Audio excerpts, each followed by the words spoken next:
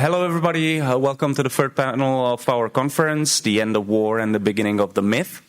I'm Jan Bělíček, editor-in-chief of Deník Alarm media outlet, and I will be the moderator of this debate. The main topic of this discussion will be the politics of memory and how various political representatives use memories of World War II in their political projects. In a moment, we will talk about the Great Patriotic War, as World War II is referred to in the Russian context, and as it is referred to in the Soviet context. And we will be getting to Putin and the current Russian Federation. It will also be interesting to look at the post-war Germany, which struggled with its own moral failure, which shaped the politics of memory up to the present day. And we are not sure yet if we are going to look at how Italy has grappled with the legacy of fascism and how the politics of memory in this country have changed since the end of the World War II to the present day, because we don't know if the speaker will join us online or no. I will let you know very soon. But I would like to introduce our guests for today. It is my honor to welcome Professor Marianna Muravyeva here. She's currently leading development of Russian Law Initiative and Post-Soviet Legal Choices Network at the University of Helsinki, where she teaches courses such as human rights, regional challenges, rule of law and civil society in post-Soviet countries, gender and law and gender inequality in Eastern Europe and Central Asia. Marianna Muravyeva has worked as a researcher, trainer, and a professor for academic and non-academic agencies and projects, including the UN Women, and UNDP programs in Central Asia, Council of Europe, where she was a national expert for Russia, NGOs, and a number of universities in Russia, Finland, the US, and the UK. Professor Muravyeva's research has been focused on human rights, in particular on human rights of women, gender equality, gender mainstreaming in international and national law and policies. She also has an additional qualification in research and expertise on violence against women, family violence, and sex crimes. And the second panelist today is Katja Hoyer. She's a German-British historian and journalist. She's a visiting research fellow at King's College London and a fellow of the Royal Historical Society. Her debut book, Blood and Iron, is an historical account of the German Empire from its violent formation under Otto von Bismarck to its defeat in World War I. Her second book, Beyond the Wall, deals with the history of East Germany and was a Sunday Times bestseller and long-listed for the prestigious Bailey Gifford Prize. I just want to add here that Alarm will publish the Czech translation of this book next year. We are looking forward to it, so be ready. Her next upcoming book, Weimar, will be published on May 2026 by Ellen Lane. And it tells the stories of the men and women who lived through the new republic after World War I and Hitler's regime. And Katja Hoyer is currently a columnist for Berliner Zeitung. She's a regular contributor to Bloomberg, Spectator, Daily Telegraph, Unheard, and also worked as a columnist for Washington Post. She occasionally writes for a range of other newspapers such as Financial Times, Guardian, Die Welt, on current political affairs in Germany and Europe, as well as history and books. So now I would like to give the floor to Marianna Muravyeva, who will tell us more about how the Soviet Union has dealt with the image of the Great Patriotic War since 1945 and how the current Russian ideology deals with the image and legacy of this conflict. So, thank you. Thanks very much, Jan. Thank you very much for inviting me. It's an honor to be here for such an important conversation. Right, yes. Okay, thank you. So it's an honor to be here for such an important conversation, and I'm looking forward to having a debate probably or a more lively discussion on what we're going to cover in this session today. So I've actually written an official text, and I've done that particularly to separate myself from my personal relationship with the Second World War. Being from the Soviet Union myself, I was born in Leningrad 25 years after the war. It's a very difficult legacy to deal with. Every Soviet kid like me, and especially those of us who are from places such as Leningrad, for example, St. Petersburg these days, we have an extremely traumatic, unhealed, unsorted, unprocessed relationship with the, of course, myth of the siege and the heroic resistance of the population of Leningrad against the Nazis, the Germans. There's no family untouched by this trauma. My family survived the siege. That's why I'm here personally, right, in flesh and blood. But that doesn't mean that we, of course, don't critically think about these histories. When I matriculated to history faculty, my first education is in history, although that's my legal biography, that's my second degree in law. But when I became a historian, I was 86, so perestroika started. We deconstructed together with a party line. It was an exciting time, believe me. I'm very grateful that I was a history student at the time. Our professors would come and say, oh my God, we just learned about this. And, the new sources got published, new information came to light. But it's interesting that the war, the Second World War and the Great Patriotic War actually remained something that came very late to this demythification, right, and this deconstruction.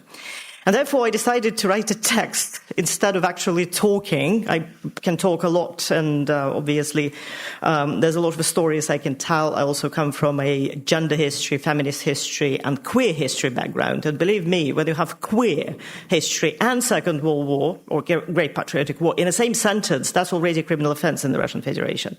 Therefore, that's an official text. And do ask questions, of course. My studies on the Second World War that actually led to my academic legal career and also practitioner legal career were because I was doing sexual violence and conflict, and obviously sexual violence committed by armies during Second World War was part of my research for quite some time. And while it was okay, it wasn't okay to talk about sexual violence at all. Nobody likes that. Nobody likes it, especially for the victor army, right? Not the Allies, not the, of course, Russian Federation.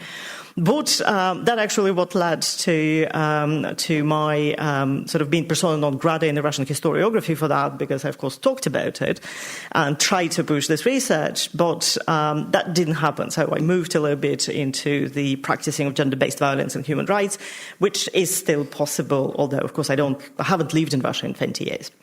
So, official text, so that our translators could get on with the text. The Great Patriotic War, the Soviet term for the Eastern Front of World War II, occupies a central place in Russian national identity. Official remembrance of the war has served as a malleable instrument of state legitimacy, reflecting shifts in political ideology, leadership priorities, and societal needs. During the Soviet era, the war was framed through the Leninist-Stalinist lens, emphasizing collective sacrifice and Communist Party leadership.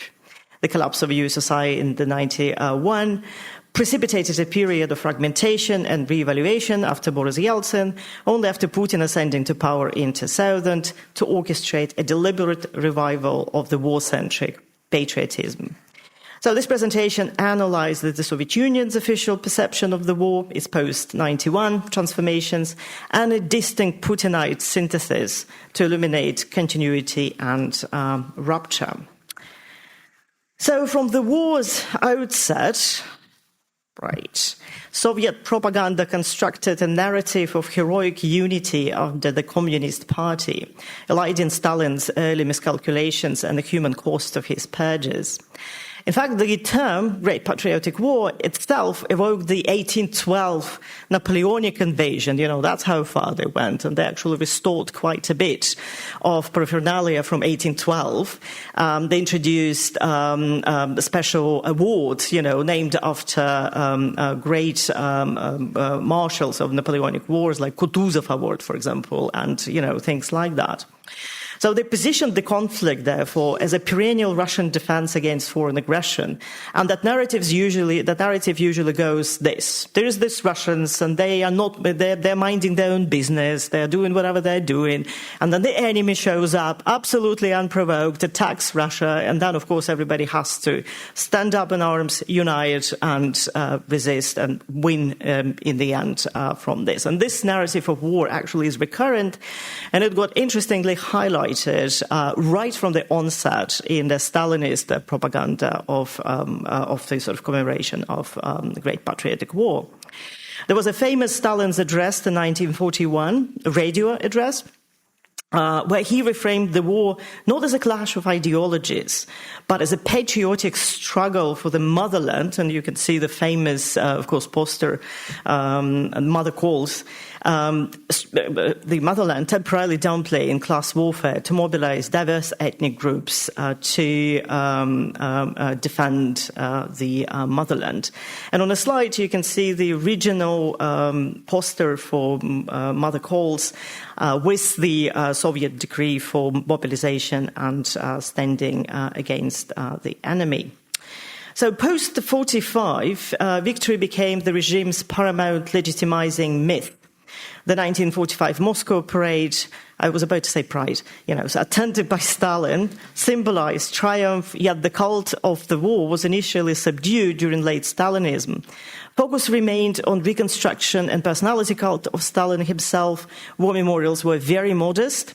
And veterans' grievances, and there were a lot of grievances, and I bet we all come from societies where veterans, especially those who survived Second World War, couldn't really talk about their problems in a sense because they were not allowed to.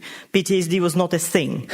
And in the Soviet Union context, there were a lot of socioeconomic problems for them, including inadequate support for disabilities. And, of course, a lot of veterans, about 70%, the calculation was in the 90s, were disabled at some point, of course, during the war.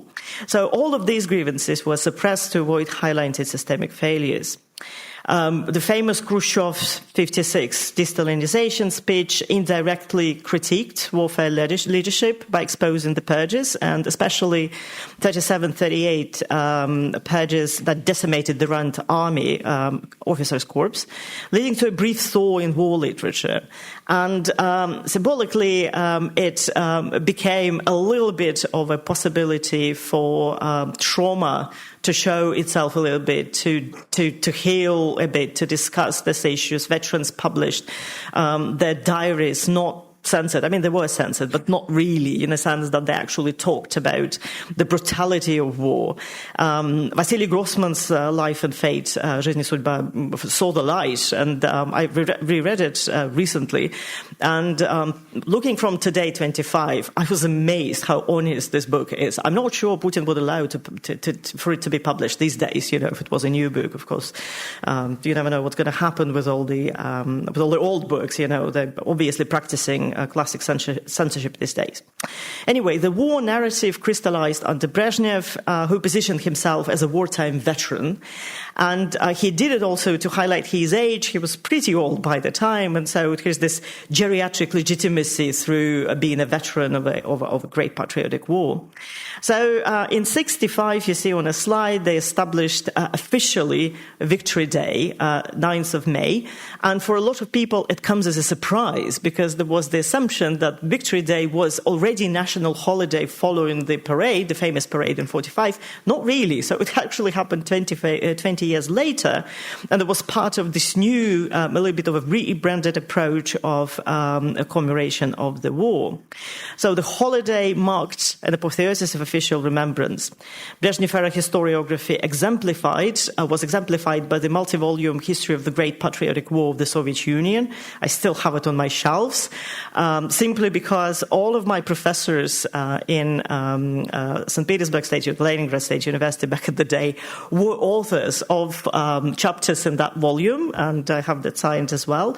And they were the ones who would come in 86, 87, but we were students saying, oh my God, we just knew. So we would revise that chapter right away because there's a new information coming. And that is an interesting, of course, experience for a student when you have that conversation with your professors. But the original version, 60-65, emphasized party oversight, the superiority of socialism, and inevitability of victory. There were several cultural outputs. They contrasted a little bit this official narrative of historiography. There were films like The Cranes Are Flying, Letят Журавли, 57, that wasn't actually released in 57. It was shot in 57, but then released late 60s. And it's one of those movies, great movie, that focuses on the personal story of the war and, of course, the sheer will to live and the sheer will to win. There's an epic liberation series, Освобождение, 68, 79. That series glorified sacrifice while omitting atrocities, of course, that numerous atrocities that we know, Katyn massacre, Soviet POW treatment, etc., etc. So there's a number of them. It's interesting, again, when you watch these movies from today, and again, I double-checked before I was preparing myself, they seem extremely progressive and liberal compared to what contemporary Russian Federation is producing in terms of war commemoration. The second picture on a slide, you can see, so this extended to architecture. The monumental Motherland Call statue in Volgograd was built in 67, which embodied also feminine resilience and state power. And of course, we all know, those especially of us who've done gender studies quite a bit and gender histories, that once it comes to the war, especially the defense war narrative, it all turns into a classic sort of binary. There's a woman calling for help, and the protector should show up. And actually, on a first slide, this is the Mother Call statue under construction. So this, I picked it, to see that this narrative is always constructed like that. Now, the remembrance in the Soviet period had several dual purposes: fostering socialist patriotism amid Cold War tensions and papering over economic stagnation. By the 1980s, however, glasnost under Mikhail Gorbachev became eroding the monolith with publications like Огонек. Огонек was a famous 80s magazine that exposed quite a bit of Soviet hypocrisy, but actually it moved into a very dangerous direction. It was Огонек first that exposed wartime rapes by the Red Army soldiers in Germany, and they sort of systematically published also articles on the human toll of Stalin, no retreat orders. They published first sort of remembering sort of memories about Zagradotrяды, and things like that. So after the Soviet Union collapsed in 91, it severed the war from its ideological moorings, plunging official remembrance into crisis under Yeltsin. And in the pictures, you can see 1995 parade, which is a 50 years anniversary of the war. And you can see, so on the right, it's pretty modest. So in a sense that Yeltsin, being from Yekaterinburg himself and also the survivor of the war from a family of veterans, he sort of focused on the healing and on human sacrifice. Of course we won, but see how many people were actually sacrificed too for this victory. And so he was a little bit low-key on that. And the second picture is how many veterans that were still alive in 95, which also created a possibility of actually frank talk and frank remembrance of that. So the war lost its status as the USSR's founding myth, and Russia grappled with economic collapse, Chechen wars, an identity vacuum. And actually, it's interesting that there was the Chechen war that was sort of viewed through the lens of remembrance of a Second World War, because it was a totally different war. but it was called the war, and disassociation between Great Patriotic War and the war in Chechnya was an important sort of delinking in understanding that the war is always glorious and that leads to victory, because I mean obviously Chechen war was not that. But Chechen war also helped expose the black side of the war, right? All the atrocities, all the problems, rapes, torture, mistreatment of POVs. There were a lot of parallels, especially the media liked to do those parallels between the two wars. So historians also gained access to archives, myself including, revealing uncomfortable truth. The first came Molotov-Ribbentrop Pact, secret protocols. It was a big scandal at the day. Then there was the scale of Soviet collaborationism in the various territories. Then there were nationalist movements under during the war that were resisting, of course, the Soviet rule, Ukraine Nationalist Army, and things like that. NKVD role in deporting the entire ethnic populations, right? Groups, Crimean Tatars, Greeks, of all people, Germans, etc., etc. So there were quite a bit of material that historians finally got access to and could sort of confirm with the fact of a document. Of course, this knowledge had been always there because, of course, people talked about it. But one thing when you have oral histories unconfirmed, right, and a bit of a hearsay. The other thing when you have a document actually where there was a direct order to deport Greeks, for example, from Crimea. So this era witnessed a pluralization of memory, and again, on a second picture, veterans' organizations splintered, and regional narratives emerged, challenging Moscow's monopoly. Works like Viktor Astafiev's The Cursed and the Kill, again on a slide, Проклятые and убитые, it took him like 6 years to try to produce 2 books, and then he gave up. And he said in the interview that he couldn't do it anymore. It was too painful. And he was born 41. So that for him it was also the memory of a survivor. The book depicted the war's brutality without heroic gloss, reflecting societal disillusionment, and provided quite graphic descriptions of what people were capable during such a war. So it took a little bit of a glory, right, and a glorification from the narrative. As I said, Yeltsin was pretty low-key about the war. He occasionally invoked it, but framed it secularly, emphasizing the human suffering, universal human suffering, and other sort of pacification and healing practices during the war. And actually, the holiday, which official state holiday, 7th of November, which was the revolution originally holiday, was renamed into the day of commemoration and healing. And I like that day. And sort of that gave also the possibility to talk around those issues.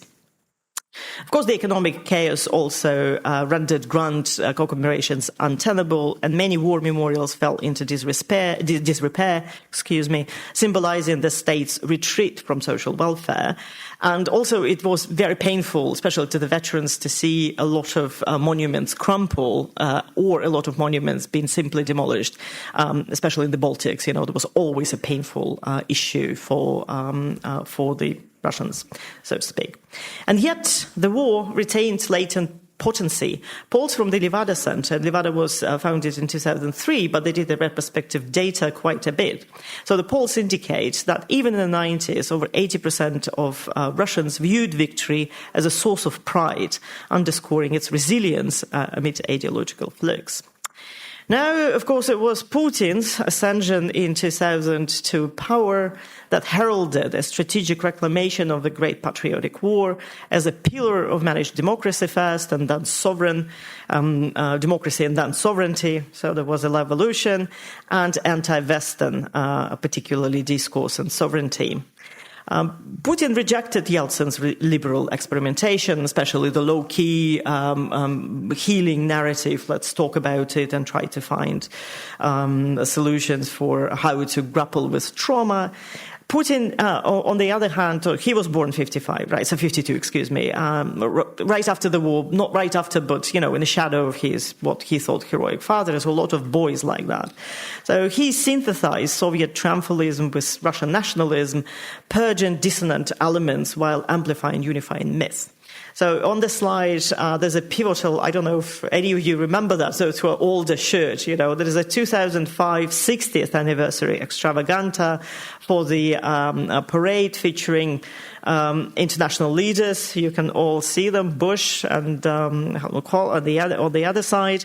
And there was the huge achievement for him to restore the memory of the war, that they're all together there in Moscow watching the parade. And the other picture from the parade you can see on my right, your left probably, is the historic remembrance, so the restoring of the historic original 45 regiments with carrying the insignia. So the Victory Day evolved into this militaristic spectacle. There's another initiative which that's how the government dealt with it. There was an initial grassroots initiative in 2012. It's called Immortal Regiment March, where people carried portraits of their relatives who died during the war. Not surprisingly, the march was organized by a grassroots organization in St. Petersburg, and actually originally it was to memorize people who died in the siege, and both civilians and those who protected Leningrad. But then it sort of ended up being co-opted by the government and turned into this official Immortal March, that was carried in every other city in the Russian Federation. And it was a great idea at the beginning, but it ended up as sort of a personification of public loyalty, that we are with the government by showing that our relatives surely would have been with them as well. Therefore, Putin's narrative selectively sort of rehabilitated certain things about Great Patriotic War, and first of all, Stalin. So not, of course, as an ideologue, but as an effective wartime leader. There was his famous phrase that Stalin was actually quite a good manager, he said, which got us all scared a bit. It was 2006. Because Stalin is a no-no for my generation. There's no way you can rehabilitate Stalin for anything. And yet, quite slowly and in a variety of ways, suddenly Stalin was okay as a manager and as a wartime leader, because he did what he needed to do. Suddenly, Putin forgot or decided not to know that the first ever Stalin actually showed up was 3 weeks after Soviet Union was attacked. That's how lost he was, and he was not a leader at all. But of course, that was all got sort of forgotten in this restoring narrative of the Great Patriotic War. So, and ironically, that speech was where Stalin was sort of rehabilitated on the reopening of the Gulag Museum, of all places. So there was a huge insult, of course, to a lot of people whose families ended up in Gulag, myself included. And so we were not happy bunnies, as you can imagine. So the 2014 federal law then came. For criminalizing rehabilitation of Nazism and distortion of the Soviet wartime role. So historians basically face the situation that now you can't really study Second World War as scholars do. Now you have to do then what ideologies do, right? Because now you have to create the glorified narrative of something that we know didn't happen. And that created a huge, of course, distortion. 14 was still possible, but it was also amidst the Ukraine crisis and after the annexation of Crimea. And so it wasn't, of course, something that was a coincidence. So this legislation equates criticism of the Red Army actions with treason. And so the punishment, hence, is the punishment for treason. Technically, it could be death penalty. Well, so Russia has a moratorium, but you never know these days. So state media, sort of following this signal from the top, from above, such as, for example, in famous Russia 1, which is the central TV channel. So they produced a documentary portraying the war as Russia's eternal bulwark against existential threats. And there's a great, and I didn't include that picture, didn't want to do that, but they analogized NATO to Wehrmacht. And there's this picture, sort of of Wehrmacht in a uniform and a NATO American troops, mostly in Iraq, sort of marching to do whatever, to do the job. So the 2010s saw this institutionalization. The Russian Military History Society was founded in 2012, started to oversee the curricula mandating patriotic education, and there was even the special cathedral built, which is called the main cathedral of the armed forces, that was consecrated in 2020. You can see it on a slide, all the three pictures, so outside and inside. And it fuses orthodoxy with martial glory, and it's the steps of this cathedral forged from the melted Nazi tanks. Seriously.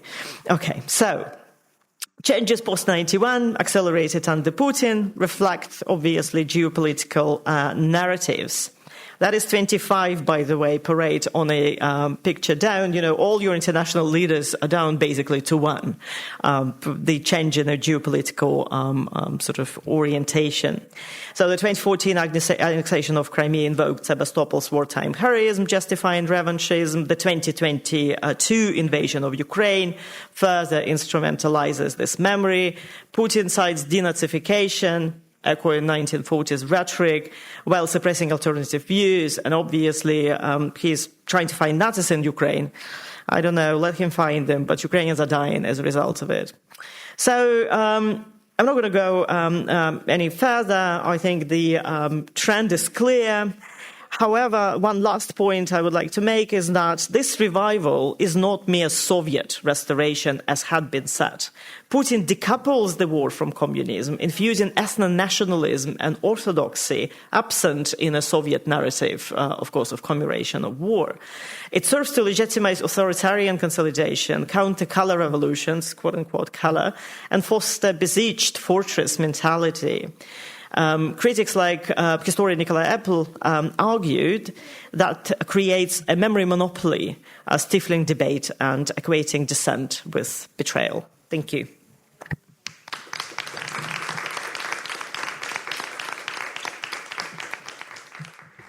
So many thanks to Marianna Muravyeva for her contribution. I think there will be a place for the questions after the all panelists will have their speech. So if you have any questions, just wait till the end. Now let's move to the other side of the conflict, namely Germany. I would like to give the floor to Katja Hoyer, who will focus on the differences in the perception of World War II in the Federal Republic of Germany and the Germany Democratic Republic. In her contribution, she will show you how the politics of memory and remembrance became central to the ideology of post-war Germany and how Germany is dealing with this legacy now.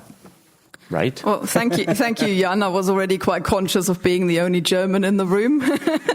Now we've heightened this whole thing. No, thank you, first of all, for inviting me here. I always find that Prague is an incredibly evocative place for any historian, really. I mean, when you come here, you kind of get a glimpse of what the old Europe once looked like. It's one of the few major cities, as you know, that wasn't sort of destroyed in large parts or completely. And so I always find it incredibly sort of bittersweet coming here and seeing, without this war, basically what Europe once looked like and what it could still look like basically today. And I think from a German point of view, that is particularly evocative because we're still grappling, obviously, with memory politics. What do we do with this loss? Because I think for a long time, Germany labored under the illusion that you just restore buildings, create a sort of memory culture that is involved with politics and with education, and that you can kind of build back from this destruction. But as Germany has found out in its own country and also across Europe, is that there were things lost way beyond buildings, basically, parts of the population, the restructuring of entire societies, the loss, of course, of European Jewry that you can't restore. I mean, if you take Prague as an example, society was entirely different before and after the war, and those things can't be restored. And I don't think we found an answer to what we do with that in terms of our memory politics and memory culture. So as we're on disclosures, let me give a little bit of background to myself before I go into German memory politics. I'm originally from East Germany. I was born just about still in the GDR in 1985. And so I guess a bit like what you were just saying, you know, I kind of grew up myself in a time of a lot of upheaval and historians and teachers and politicians not really knowing what was going to happen next, kind of right in the middle of history. So my own teachers were all trained in East Germany, you know, and then suddenly in the 90s when I was in secondary school, they had to teach us an entirely different version of history. And I was once chucked out of a classroom because I was asking a question about that, and it was seen as a troublemaker's question when really I was genuinely interested in the idea of them having to switch their view of history entirely around. So we were supposed to write an essay along the lines of, why is socialism a system that can never work? And I kind of just sat there wondering, you know, this teacher was in her 50s. And I said to her, so about 10, 15 years ago, did you ask the question the other way around? And if so, what did you believe? Have you changed your mind now? Or did you teach something in the GDR that you didn't believe in? Or are you telling us now something that you don't genuinely believe in? So I was genuinely interested in this. And she didn't see it as a genuine question and literally threw me out of the classroom. So those things get you thinking, you know, even as a child or as a young person sort of growing up, what memory and identity actually are and how they work and how they can change just like that, you know, with political events changing. And, you know, up until the autumn of 1989, nobody in Germany expected the Berlin Wall to fall, and then suddenly it did, and everything changed. So that kind of got me involved with kind of history, with thinking about German history and also memory politics, and that's sort of my own background and the sort of background that the following thoughts, I suppose, are to be seen in. So Germany has got this odd kind of position, as we've heard earlier. Obviously, it's the perpetrator nation. It's also the nation that lost the war. And it has this double sort of history after the war, where basically two narratives were framed in East and West Germany, which then had to somehow be unified, or one or the other eradicated or evolved kind of after 1989, 1990 as well. So it's a really complex sort of background. But I think there's one theme that underpins the whole thing and that determines German policy right up until this day, and that's the idea of nie wieder, never again, is the sort of slogan that I think runs literally from 1945 to now and has shaped, I would say, German foreign policy and also domestic politics in a way that I would say is quite unique and very kind of determining in terms of what it does to German politics. So it almost doesn't matter what happens around Germany. It's so inward looking when it comes to that it finds it very difficult to respond to external factors changing because of this kind of never again logic when it comes to war. So to highlight that, let me start with a little anecdote from December 1983, when there was a very strange phone conversation going on between the West German Chancellor Helmut Kohl and the East German leader Erich Honecker. So they were on the phone together. And I'd just like to read out a little bit of that phone conversation to give you a little bit of the idea of the flavor of memory politics, but also geopolitics at the time. So Honecker: yes, hello. Kohl: yes, this is Kohl, good day. Honecker: good day, Chancellor, this is Honecker. Kohl: yes, good day, General Secretary, how are you? Honecker: excellent, I should like to say, if only the weather was a little bit better. Kohl: well, how is the weather over there? You know, as if they were miles away. They're just sitting on opposite sides of Germany. Honecker: misty, fog. Kohl: yes, it's completely cloudy over here too. Previously it was cold, now we have spring weather. Honecker: yes, I know what you mean. Kohl: much too warm, General Secretary. I wanted to call you at the end of the year to exchange a few thoughts. The first thing I wanted to mention is that I see with great satisfaction that we've managed this year, irrespective of the global political situation. We've accomplished a great number of, in my view, really sensible things. And then they start talking about basically the two Germanys trying to find a way to work together more closely. They're both incredibly worried that, you know, this is 1983, so really kind of a very frosty period in the Cold War. both Germanies have got a huge, deadly arsenal of weapons stationed on their side from the, opposite sort of superpower stationed in Germany, and they're both incredibly worried that not only Germany will be destroyed if this Cold War sort of escalates, because a lot of them are short-range and medium-range ballistic missiles. So basically, if that breaks out, the first thing that will be turning into a wasteland is Germany. But secondly, the very idea that war once again could emanate from German soil, even if it's without German doing, is absolutely horrific to both of them. So it doesn't matter that they're kind of on opposite sides of the political divide. Both Kohl and Honecker at this point are absolutely adamant that their responsibility as Germans, regardless of whether they're kind of capitalist, socialist, whatever, is to make sure that war doesn't happen once again from German soil. And that's so ingrained in both of them that it doesn't matter whether they're wed to completely different ideologies.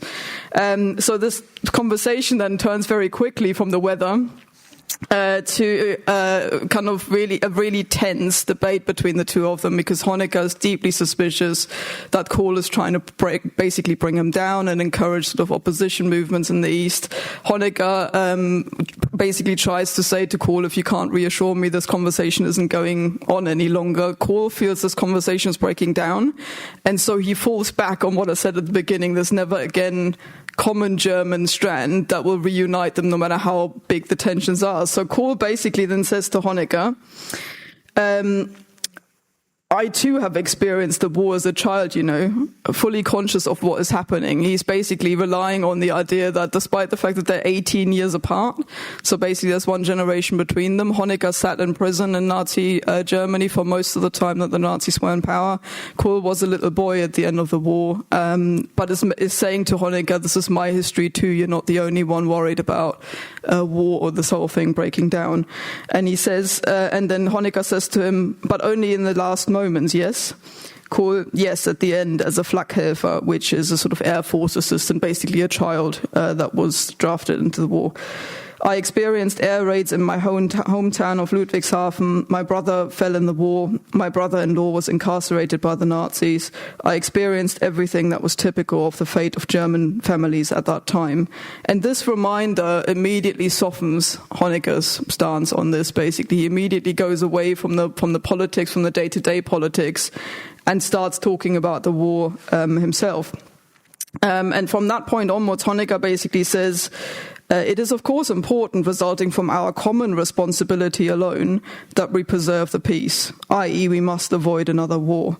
I accept your reassurances gladly. I nearly said, so God wills it. This is Honecker, the leader of an atheist state, and he almost accidentally, in his relief that this conversation was going somewhere that he could join in, said, so God wills it. Everything will come to pass as you've expressed it. And then they both wish each other a happy new year and go their ways. But I think it's really interesting that the sort of tenseness immediately gets broken down once the two of them go back to, well, we do need to stop basically another war in Europe, and that's how they forge much closer relations. In the end, Honecker even gets invited on an official state visit to West Germany, despite the fact that the Soviets don't want this to happen. They're basically worried about inner German collusion at this point, and they think the Germans are up to something, talking to each other that they shouldn't be. And Honecker goes over anyway because the two of them are so keen at the end of what will soon be the end of the Cold War, basically, to try and preserve the peace. And this theme, I think, carries on even after reunification. So whilst East and West Germany find very different ways, basically, of responding to the war, this never again thing underpins both. In the West, originally in the 1950s, you get kind of a complete what was termed Westbindung, or binding to the West, basically, logic. So West Germany itself mustn't have its own identity. It binds itself entirely to what the United States want, and basically becomes part of that world, immediately commits to NATO as a way of rearmament without German responsibility. So the idea is that, yes, Germany will rearm, yes, Germany will have a huge military. It spends around about 4% of GDP, remembering now we're quibbling about 2% and how to manage that. 4% of its GDP, West Germany, on NATO, but the idea is that Germany will not take any decisions within NATO. It's not its war. If it ever has to go to war, it's the US doing it. And German soldiers will be committed to that. On the eastern side, it's even more complex because the East German regime basically says, no, the way back from Nazism isn't to say no responsibility but huge military power. The way back from this is to have no wars and to basically become the peace regime. The Soviets don't really like the idea because East Germany becomes the forefront of the Cold War. So basically from the beginning, Stalin says to Ulbricht, Walter Ulbricht at the time, the leader of the GDR, hang on a minute, you do need to rearm. So initially they start with a volunteer army. They find out very quickly that there's absolutely no appetite amongst the generation of young men who've just basically, well, they're still coming back from captivity at that point, millions of them.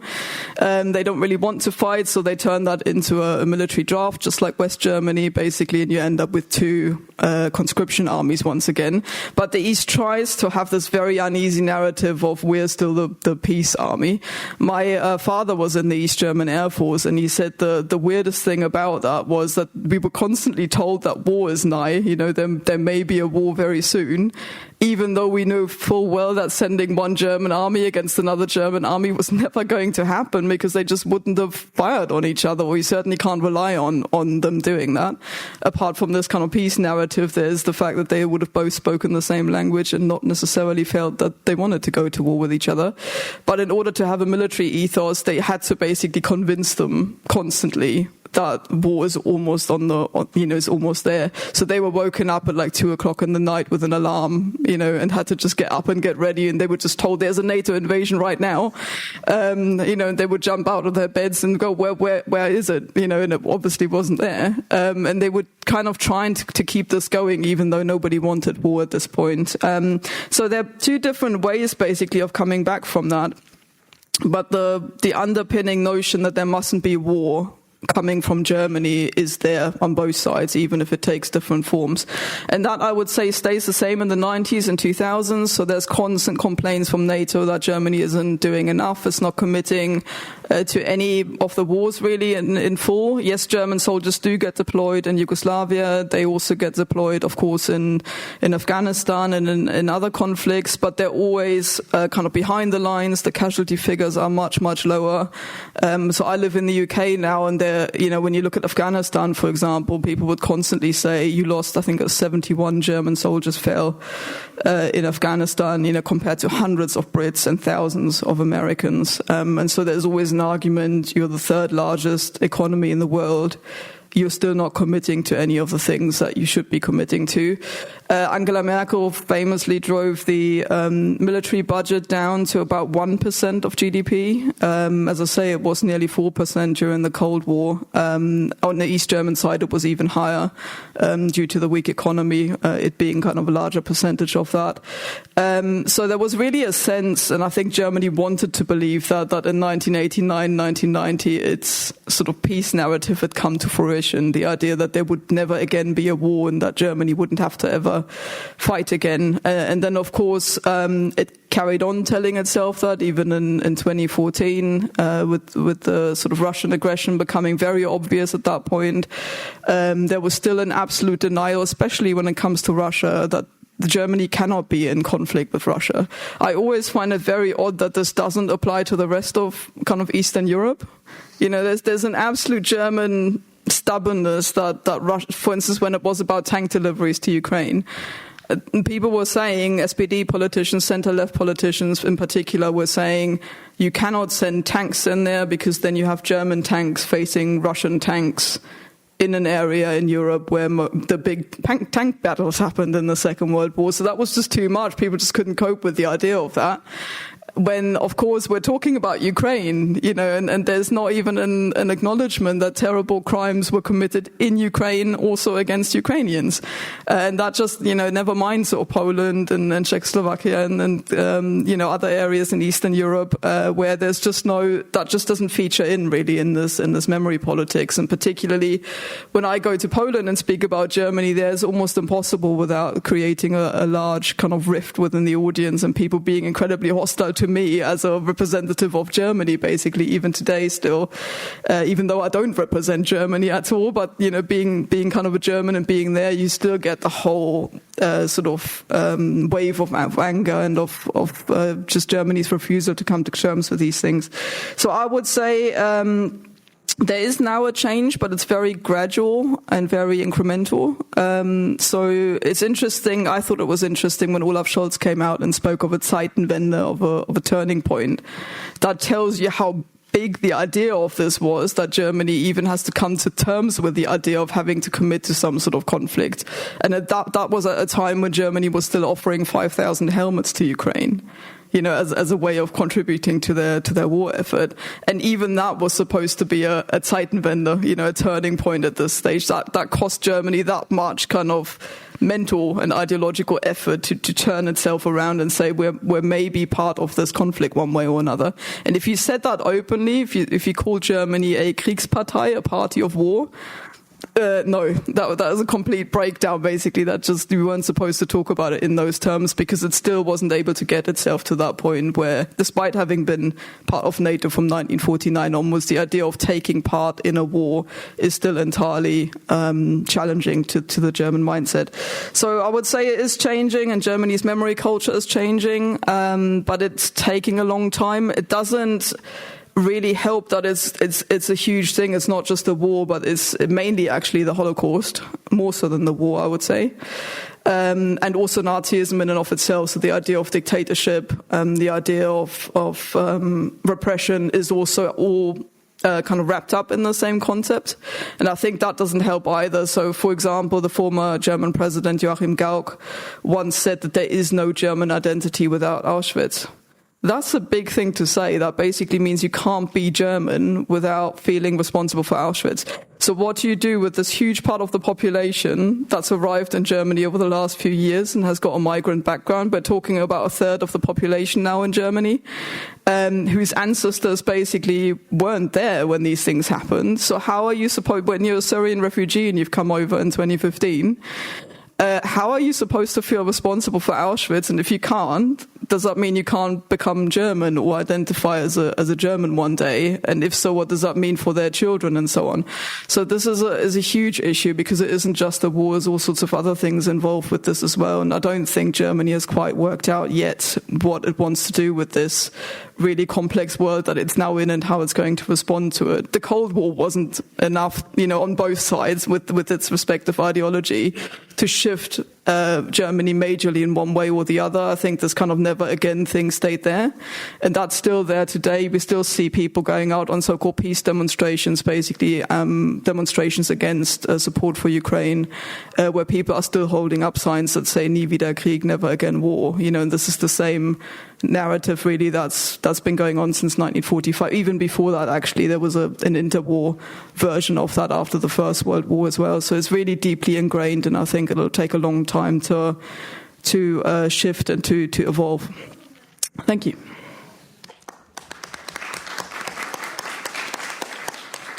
So many thanks to Katja. My remark wasn't meant that you are representative of Germany in Prague, but simply the topic of your lecture or your contribution. So thank you for that. How is the situation with David Broder, Andrei? No response. So the third panelist is not here, won't be here, and we can, I guess, move to the debate, which could be a bit longer than planned. So maybe that's good news as well. We will see, but I see many familiar faces, and you'll have fantastic questions, I would say. Maybe I'll start with Marianna Muravyeva. Especially in the Czech Republic, it is very popular to compare the current Russian Federation with the Soviet Union. And you mentioned in your speech that today's Russia uses the legacy of the Great Patriotic War differently than the Soviets did.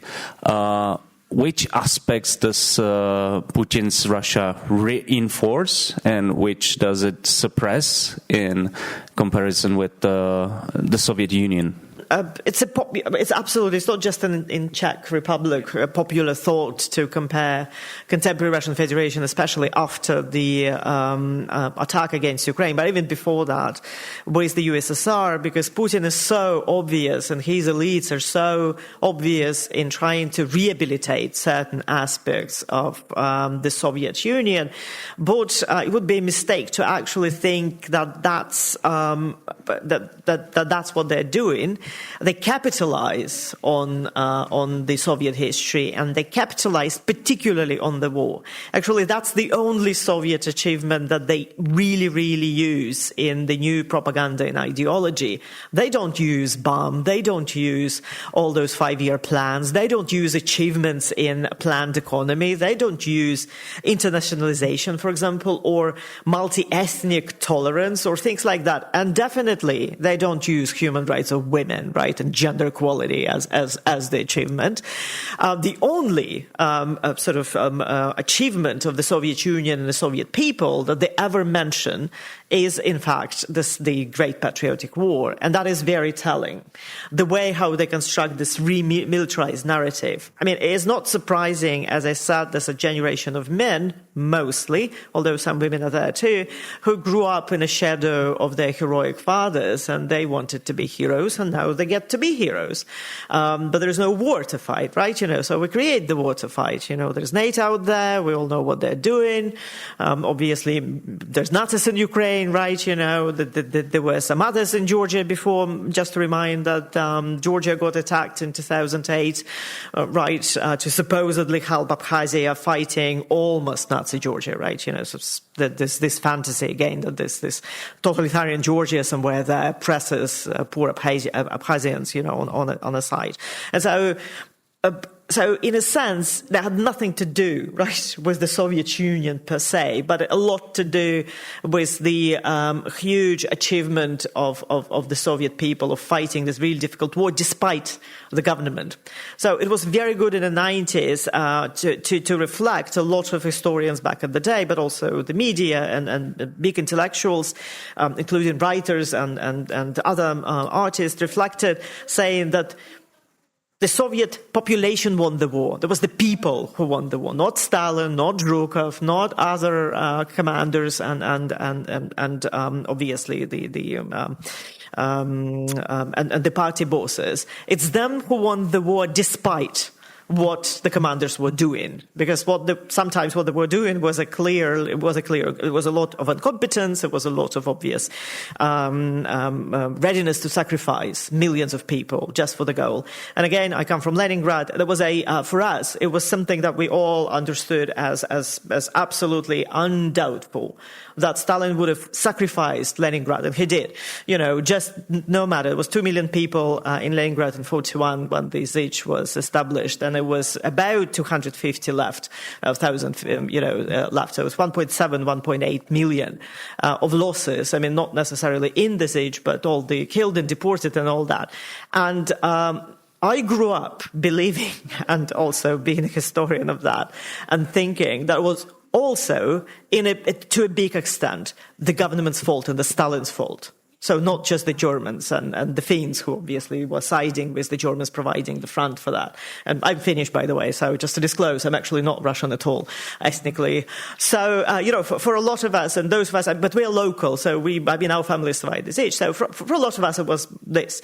And so what Putin does, who is also, unfortunately, from Leningrad, I mean, why do we produce these people? You never know. And so he capitalizes on that narrative, on a narrative of heroic victory, but in a very different way. So it could not be a Soviet narrative at all, even with all the Soviet ideology and all that, because Soviet ideology mirrored actually German, never again.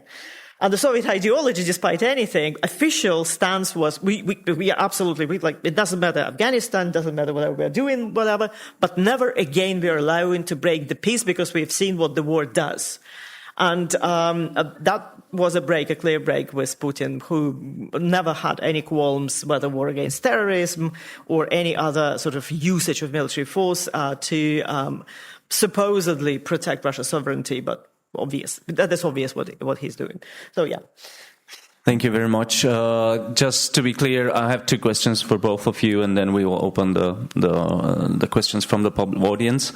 So I would like to turn to Katja now. More, let's say, even this one was timely, this question, but maybe this one is even more controversial. I would like to know, like, how does the post-war relationship to the dark heritage of Second World War influence the German foreign policy towards Israel right now? What influence does the past have on current support for the state of Israel? And are we seeing any broader changes in this regard?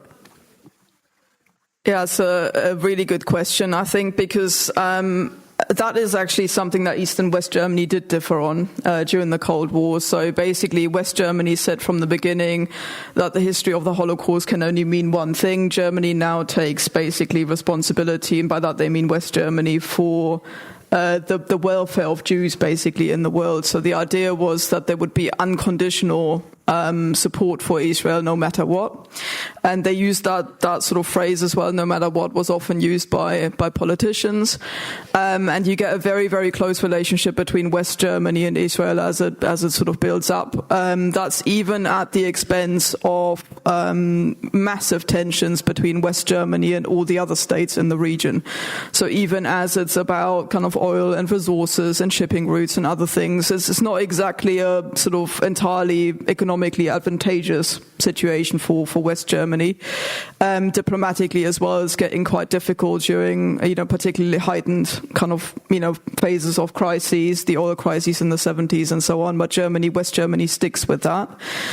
East Germany goes exactly the opposite route, being kind of going down the sort of more left-wing route of saying that Israel is the oppressor and Palestine is the oppressed party, and therefore support is basically for Palestine on that side.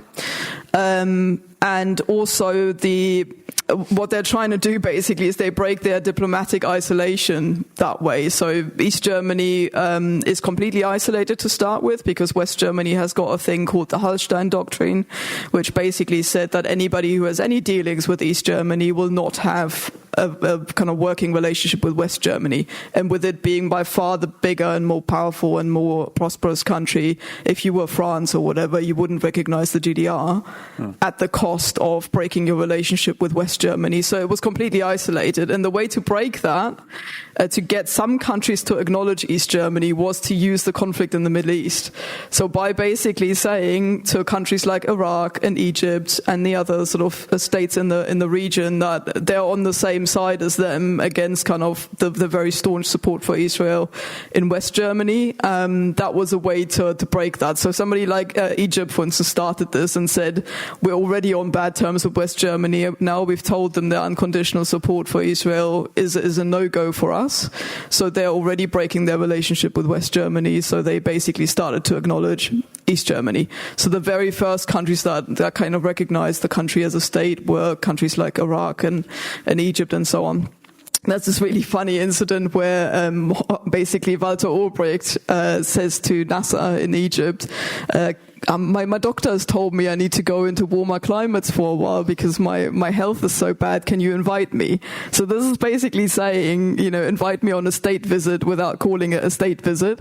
So supposedly, Walter Ulbricht was packing his beach towel and went off to Egypt, when really he kind of arrived there on this huge state-run cruise ship, the HMS Völkerfreundschaft, or People's Friendship, and basically was given a state reception by Nasser in Egypt, to basically say to West Germany, we don't like what you're doing. So you have two very different ways of dealing with that up until 1989. And then, of course, as with everything else, East German, it gets folded into West German ways of doing things. So that kind of completely went, and it was just one narrative of we support Israel no matter what. And that's now obviously becoming increasingly difficult for Germany to maintain as it's coming under pressure, not least because so many of its allies, so say, for example, the UK or France, have, for instance, now acknowledged Palestine or recognized Palestine, putting pressure on Germany to do something. Germany is driving a really awkward course, trying to give something to that side without fundamentally changing its support. So, for example, we've seen Friedrich Merz say we're not going to deliver any weapons that can be deployed in Gaza. Well, Germany's already not doing that because it's already got a policy of not delivering weapons to conflict zones. So it's not really a change, it's more of a gesture. And that's internally created problems again because the Conservative Party, the CDU in Germany, that's like part of its core identity is support for Israel, and that's Friedrich Merz's party. So he's immediately wrote back from that and said, well, I was only saying, and sort of saying not really we're not really fundamentally changing anything.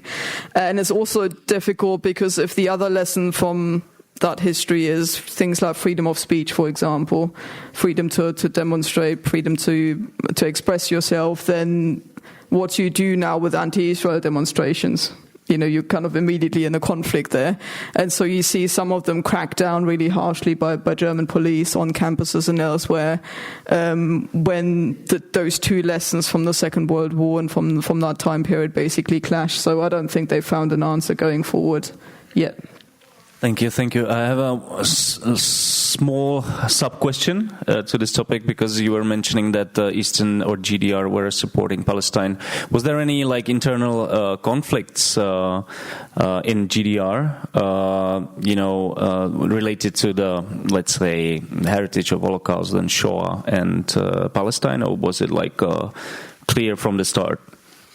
Well, I mean, people forget sometimes that, whilst the Jewish community was very influential, not hugely sizable, it's about 1% of the population before the Nazis came into power, but they were, visible in terms of public life and intellectual life in particular, and that was completely gone, because of the Holocaust. So really, there wasn't anyone in East or West Germany apart from a very small German Jewish community that had either survived or came back after the war, but most didn't. So, there are a few voices, especially in the GDR, where we're talking really just a few hundred Jewish people in the entire country who could have organized themselves and made a point in that direction. So that I don't think there was an official sort of discussion going on in that direction. And the other issues, of course, that, is a dictatorship at the end of the day. So you haven't got a public sphere really to talk about these things. So it's not like, there was a debate in the newspapers or people would write in letters that would be published or anything like that, because that was kind of all pre-censored as well. So that was the narrative. But I would say it also carried consent on both sides, because it's this kind of classic left-wing, right-wing divide over the top of it all, which we still see today. Mm-hmm. Thank you. I would like to go back to Marianna Muravyeva, if it's possible, because there has been much talk about Nazism and neo-Nazism allegedly rampant in Ukraine in connection with the Russian invasion into Ukraine. How does this narrative of neo-Nazism fit into the broader concept of remembrance of World War II or the Great Patriotic War by the current Russian establishment? Okay, thank you. It's a difficult question, actually. So, yeah, that's all right. Now, first of all, Putin very early on, and okay, so let's start at the beginning. So it's not just Putin who is in charge of these issues, right? He actually has a group of people around him. These are elites, and they are very diverse, these elites. And I'm sorry to say, half of these elites are Ukrainians. Valentina Matviyenko, born and bred, Ivano-Frankovsk. She spoke Ukrainian. I remember her, actually, sort of back 89, and it's my Komsomol, unrealized past. She was a secretary of the St. Petersburg Leningrad Komsomol unit. Unfortunately, my career in the Communist Party could have happened if not for the dissolution of the Soviet Union, to which I'm really grateful. Therefore, I remember her. She spoke with an accent in Ukrainian as her first language, and it's one example, and there are not a lot of people like that. Therefore, for me, for example, it was always difficult to understand how come you turn against your own, but at the same time, they also behave behaved as if they represent Ukraine, right, in Russia. So that is also this false narrative of brotherhood or whatever they're thinking, so we're the same nation. And that's how they position themselves, because there's part of this elite that's originally coming from there who moved in the Soviet Union, actually. So they all moved like 70s and 80s for universities as that generation and stayed, some of them in Moscow, some of them in Leningrad, some of them in some other places. And therefore, when Azov and sort of Ukrainian neo-Nazis, like mostly Neo-Slavic, sort of Nazis, emerged, and they emerged exactly at the same time as Russian neo-Nazis and Neo-Slavic Nazis emerged. So there's a lot of groups down there, so you actually can't really separate them with a symbolism. So, of course, the Ukrainian neo-Nazis capitalized on nationalism in Ukraine. And when you look at it from the outside, you sort of think that that's what nationalism in Ukraine is, which is not, of course. It's nothing to do with actually the movement for sovereignty, building democracy, and all the other things. And, of course, the Orange, quote-unquote, revolution, and Maidan and things like that. They would never, ever participate. It's a totally different ideology. But, of course, the Putin's elite is very good about misleading. It's called mnemonic, sort of usage of memories. And they completely substituted or sort of subverted portrayal of Ukrainian nationalism as the Nazi movement for the ideological purposes. And you also have this ex-Ukrainians, right, in this elite, also sort of testifying to that, saying it never happened in the Soviet period, in Soviet Ukraine, that would never be allowed, or in 90s Ukraine, or whatever fantasy they would also sell. And that's what created the whole false narrative about quote-unquote Nazis, and of course the famous the battalion Azov, right? So was there. But again, it's a very particular story. It's one very separated and sort of isolated battalion. Yes, they fought, but that doesn't mean that they represent, of course, the whole other parts of Ukrainian society. And before 2014, and especially when Putin sort of became in power in 2012, it was a shame to happen, but never mind. So there was this escalation of it wasn't a dialogue, of a quarrel, right, in between. So when Putin openly started using the idea that, excuse me, that sort of there's a problem in Ukraine, and I could see that NATO and the West, and mostly it's like the United States, and Obama was president back then, right? So how not racist they are. And we can see what they're doing. They're trying to separate Ukraine from us, from Budum, right? So they're separating, and that they are, of course, using the Nazis, and the Nazis are happy to do that. And when Ukrainians, there was a lot of conversations, even Yanukovych back in the day said, well, you're crazy, right? No Nazis in Ukraine. I'm telling you, there was this conversation which has rarely got quoted, because, it's unpopular in Yanukovych, of course, but totally he did to himself as well. And so in the end, you have that absolute illusion, which also sold to some part of the Russian population, not a lot of people, because a lot of people just, well, first of all the border knows about not Nazis in Ukraine, right? The whole population can't imagine. Where do they come from, those Nazis in Ukraine? Who are those people? But of course, they started bringing in this not really accurate historical narrative of Bandera and the Ukrainian National Army during the World War II, back to World War II, and other sort of really. It's not even a false or mythological, but it's sort of subversive mnemonic interpretation of something that, yes, the fact was that they existed, but what they did, what historically were the facts, blah, blah, blah, it was a totally different story. And therefore, that's how we find sort of in the imagination Nazis in Ukraine. But the thing is, in the current situation, and in trying to escalate this narrative that we are there to denazify, right? Ukraine, even the Russian population these days understand that it's some sort of there's some sort of a problem with that, because we can't see the Nazis in Ukraine, right? So who Zelensky is a Nazi, right? And that's where Jewishness come in, because the Soviet Union wasn't big on Holocaust, and that's something that is a bit different. But they did recognize, of course, the Holocaust. They didn't use the term, but they did recognize the Holocaust. Although Soviet Union, and again, that's what Putin doesn't do, as the Soviet Union did, always supported Palestine in their struggle, right, against Israel. And Putin, of course, doesn't do it. He's in love with first Moscow and now with the Benjamin Netanyahu. That's their brotherhood with Trump, I guess. So they're in love with Netanyahu. I don't know what's happening there. It's a queer moment between the three of them. But unfortunately, that also sort of shows this sort of, different policies, and Jewish question is important. And it's very difficult for the Russian population of a certain age, myself included, to actually think about Zelensky as a Nazi, no matter how you try to sort of sell that. Because in our minds, being influenced by the discourse of the Second World War, it could not happen. The Jew cannot be a Nazi by definition. They could be anything, but not like that. And therefore, it's already a huge blow to that portrayal of a narrative. Of course, people don't say it out loud, but but that's another story. Why is that? Thank you very much. And my last question will go to Katja Hoyer. I would like to ask specifically about the AfD party.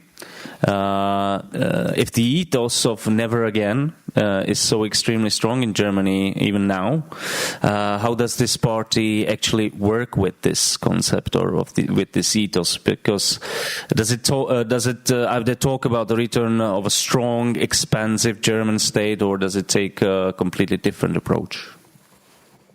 Yeah, that's a really interesting phenomenon, because the AfD itself is quite revisionist in its history stance. So they are basically saying, not collectively, but a lot of the more prominent figures, that Germany needs to draw a line under that guilt question and it needs to move on from there. So they're by and large, with a few exceptions, I would say not outright glorifying Nazism, but they say that this emphasis on Nazism is too much. And so there was this famous incident where Alexander Gauland, who was one of the leading figures in the early AfD, basically described the Holocaust and Nazism as a speck of dirt, bird shit on German history. So he was saying, we've got these thousands of years of glorious German history, and then you've got 12 years of, yes, bad things, but they are kind of a speck of dirt on the gleaming glory of German history.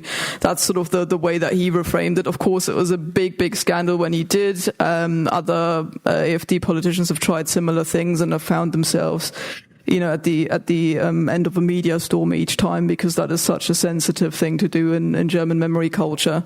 But interestingly enough, I would say, we're now talking about a quarter of the population, saying that they'll vote for the AfD at the next election. So they're around about on 25% at the moment in the opinion polls, and got 20% at the last election. So big part of the population. I don't think that, and it's now the most popular party as well. So I don't think that when you ask individual voters about that they share that opinion. I don't think that's why they vote for the AfD. There is, of course, a contingent, but it's not the entire 25%. And interestingly enough, a lot of people who see themselves as pacifists vote for the AfD. That's because of its pro-Russian sort of outlook. And so they're basically saying that sending weapons to Ukraine is just prolonging the conflict, and Germany shouldn't get involved in these wars. So once again, they're referring to the same never again logic that the other side refers to, drawing completely different conclusions from that. And I recently saw an interview with an AfD politician who was asked, because of this whole question about building a big German military again, and whether or not people should be forced to be in it through some form of conscription. An AfD politician was asked, so what would you actually do if Germany got attacked? And he said, I'll pack my bags and go. In the report. exactly. And the reporter said to him, well, you're supposed to be a nationalist. What about this big, glorious German nation that you seek to defend? And he said, not my sons, not my children, and not me. So he said he doesn't care, question where. He says he doesn't care where. He'd go, and then when the war's over and Germany needs rebuilding, he'd think about coming back. And that's something that you see a lot. It's the very people who feel that this sort of alliance with NATO, Germany's part in it, Germany's rearmament, people who are uneasy about that often end up bizarrely either on the far left or on the far right of the political spectrum, because those are the two sides basically critical of the current course. So it's really difficult to find a way of explaining from a memory politics point of view, a way of explaining the AfD and also of explaining the people who are drawn to it. Because of course you got the other side, you got the people who see themselves as the sort of people fighting the AfD. They will also say never again as our mantra, because we see the AfD they see the AfD as a reincarnation of the Nazi party, and they will say, that there's people on sort of public street demonstrations with signs that say, is it 1933 again? And they're sort of directly saying the AfD is a modern version of the Nazi party and we must do everything we can to fight them. People calling for for AfD bans will say that needs to be banned because it's basically a new version of the Nazi party. So everyone, again, goes back to this never again logic, but they draw completely different conclusions from that, and that's perhaps a sign of how much the times have changed and how there can't be one narrative going on that applies to this modern day conflict, because you end up basically drawing completely opposing positions from that. Thank you for both of the panelists, Marianna Muravyeva and Katja Hoyer.